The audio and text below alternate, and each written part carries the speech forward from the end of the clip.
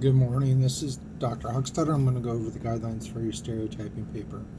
Sorry it's a bit late to get this posted, but please make sure you do go over this. I'm essentially going to be reviewing the criteria that is already on Brightspace. You can find it under the course paper section. Keep in mind that everything that I will talk about in the video will be on there, so make sure that you conform to the policies and procedures that I'm going to go over. This paper in and of itself is not very difficult.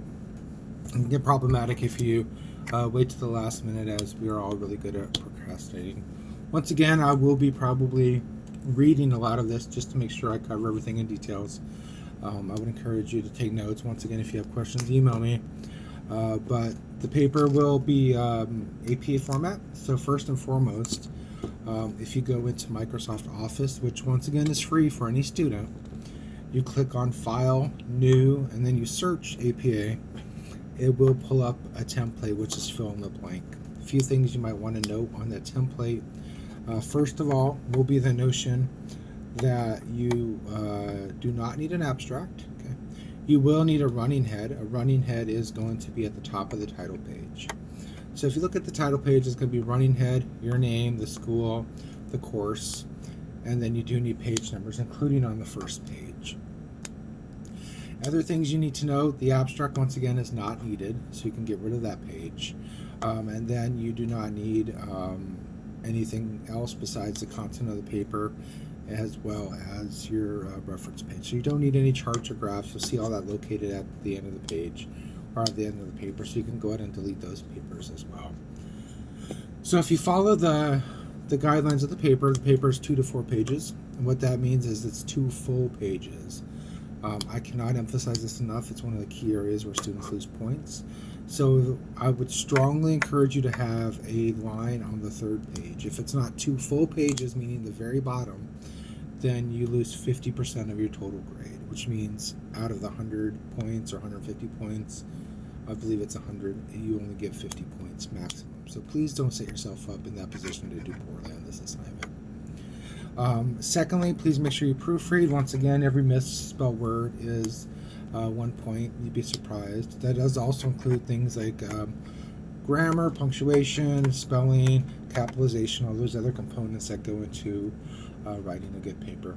If you do want to send me your paper no later than Monday before it's due, I'm happy to review it. Understand if I do not have it by Monday, then I won't look over it. So now that we have an understanding of the rough criteria, let's go over the different sections of the paper.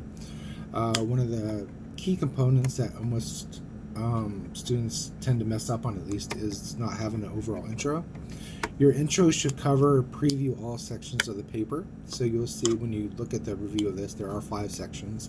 In your intro, you need to talk that you will, or address the notion that you'll talk about all of these concepts. Once you have that, section 1 has multiple questions. In fact, a lot of these sections do, so please make sure you're answering all of them. Section 1, you need to answer the question, what is stereotyping? I do not want you to tell me what the definition is according to Wikipedia. I don't want to know what the book says. I want to know what your definition is. The easiest way to view this is if you have a child, or if a child were to ask you, what is stereotyping, how would you explain it to them? The second part of this is, how has stereotyping impacted our society?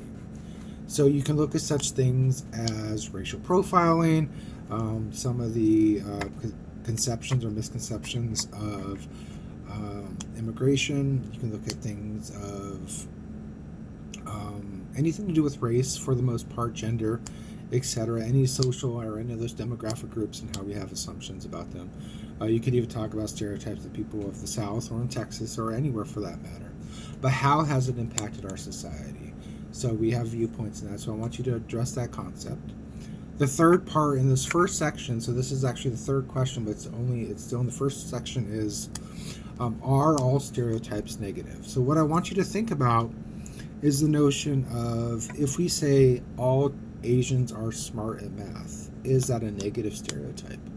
My argument would be that it is negative, because you're setting a standard for people to have to measure up to, and if people don't, then they feel maybe have lower self-esteem or don't feel as positive about themselves.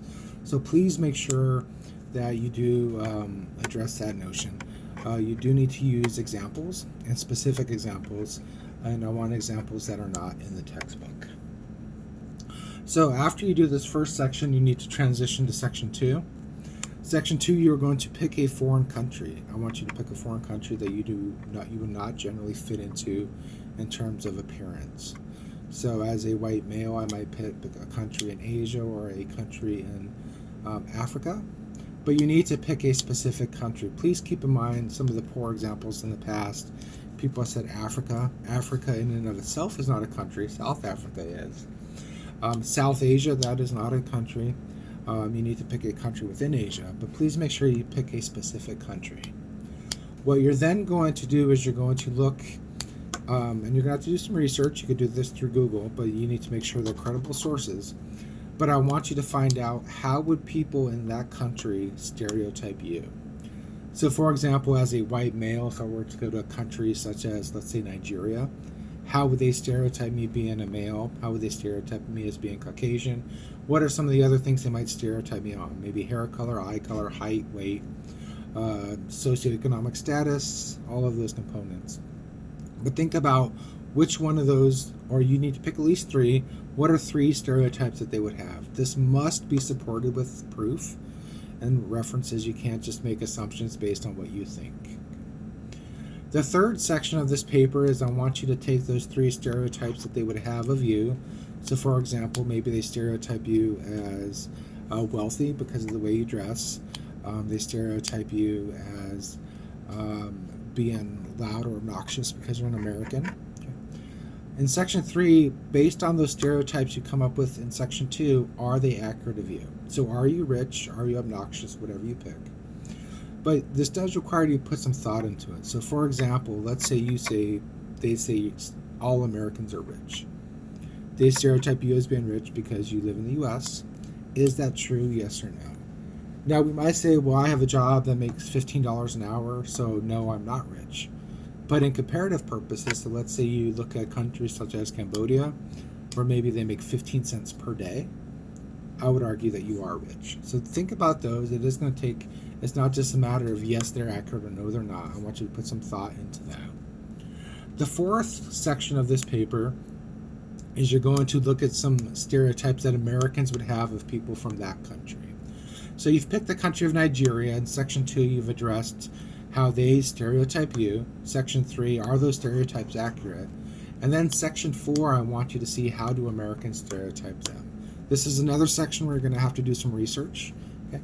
Keep in mind, Wikipedia is not a credible source. I want you to actually put some time and effort into this. If you run into some issues, I'm happy to help you, but you do need to let me know. But I want you to back up all of your claims and statements in this paper with references. So the last section, I want you to sit there and really process the notion of, you kind of have a better idea of, if you were to go to a foreign country, this is how they would stereotype you. This is how we stereotype people. So now that you have this higher level of self-awareness, how can it change you and help you become a better person in terms of not stereotyping other people? We unfortunately do live in a culture where everybody stereotypes everybody, whether we admit to it or not. Sometimes it's intentional, sometimes it's unintentional. But I want you to really think about, if you do become more self-aware of stereotyping, how can that improve the way you judge people, hopefully judging them less, and how can it make you a better person, colleague, coworker, etc. And then finally, with any paper, you need to have a conclusion. This needs to sum up the sections that you addressed in this paper. And you do need to have a reference page that is in APA format. If you look in the same section in Brightspace titled Course Papers, you will see a document that shows you how to outline every single section in the paper. You will also find APA citation form that'll show you how to cite everything. If you are going to use websites that do citations, I would encourage you to still verify them with the document that is on Brightspace. Some of those websites do a very poor job in putting them in APA format. Once again, remember, it's my job to help you. Email me. If you have questions, email me your paper. I'm happy to review. The deadline for me to review will be the Monday before it's due. This paper is 2 to 4 pages. Please remember, if it's not 2 full pages, you lose 50%. And at the same token, I don't want anybody writing papers that are going to be 10 pages as well. Conform to the guidelines, make sure it's APA, and then utilize your resources, and you should do well. If you have questions or comments, please feel free to email me, and I'll get back to you as soon as I can. Hopefully you have a great day, and I'll talk to you soon.